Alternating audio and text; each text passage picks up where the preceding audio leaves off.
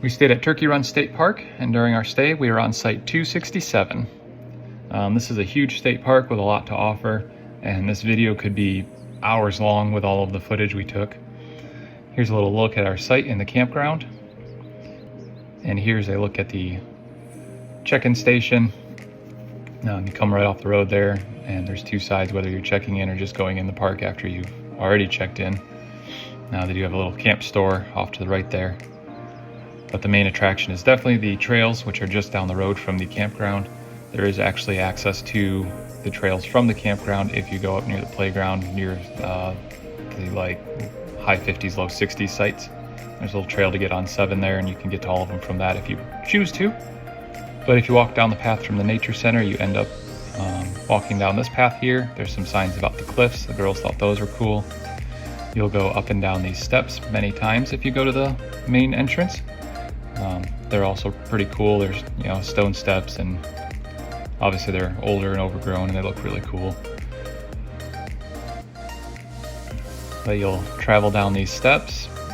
You'll get, once to the bottom, you'll see the suspension bridge that goes across Sugar Creek.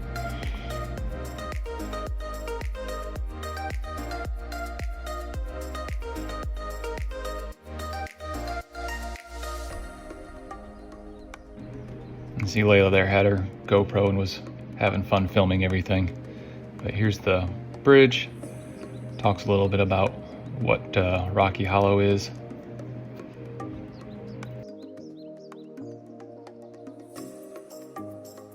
And here's the bridge that goes across Sugar Creek. There are some companies in the area that offer tubing on Sugar Creek if that's something you want to partake in. We were planning to, we just didn't get to it, unfortunately, but maybe next time. This is our second trip there, and I'm sure we'll be back again.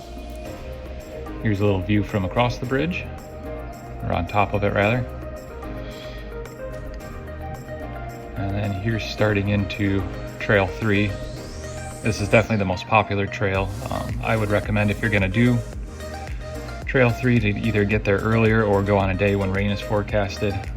That seems to keep people away as well. But as you walk along it, it just changes scenery so quick, and there's lots of cool sights and rock formations.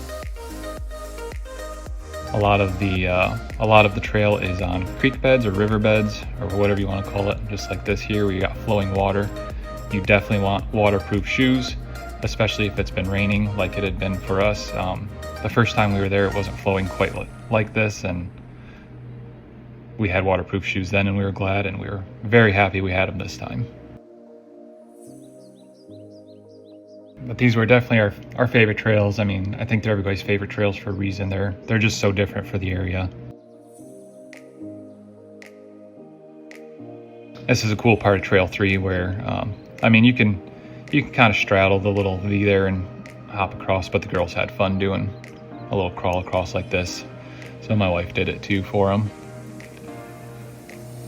But then at Trail 3, where it splits off for 4, there's another split for the site for the punch bowl. And then one of the days for us, it was some pretty severe weather. Can't really tell on camera, but it was raining quite severely. And then they actually ended up sounding a tornado siren on us, and we had to shelter for a little while, but everything was fine. And the next day we decided to do down Trail 4. Trail 4 was one we hadn't been able to go down before. We just didn't get a chance. But Trail 9 was closed this time due to weather. If it's open, I'd highly recommend Trail 9 as well, but unfortunately it was closed this trip. But we wanted to make sure we got down the trails we hadn't seen before. 4 was really cool too. It has lots of rock formations as well. It goes around some pretty cool cliffs and areas where there's some steep drop-offs. Just something to pay attention to while you're walking. There's a couple little overlooks of Sugar Creek along the trail as well.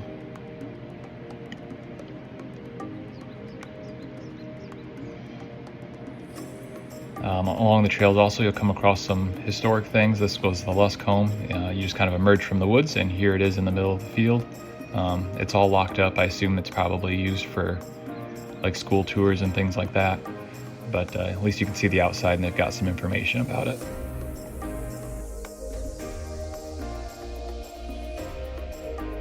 Once we finished all of the trails in Turkey Run that we wanted to see, that we didn't get to the last time, we chose to drive down to Shades Park, which is just down the road. It's not a very far drive.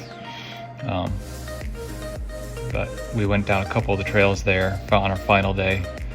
We didn't get to see all of them yet, so I'm sure next time we go, we will be back to Shades to finish the rest of the trails there. But this was one of the more popular ones there as well, was Cascade Falls.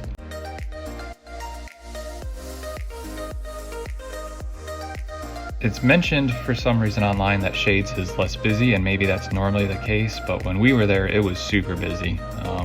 I don't think there was a single point that there wasn't at least 3 or 4 other groups around us.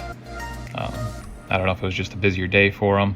It was a weekend versus when we were at Turkey Run, it was weekdays since we were camping, so maybe that was the difference. But it's always, I don't know, it's a little more fun hiking on the trails when there's not a lot of people around. But I get it, it's a state park and it's a popular park. You're gonna see people.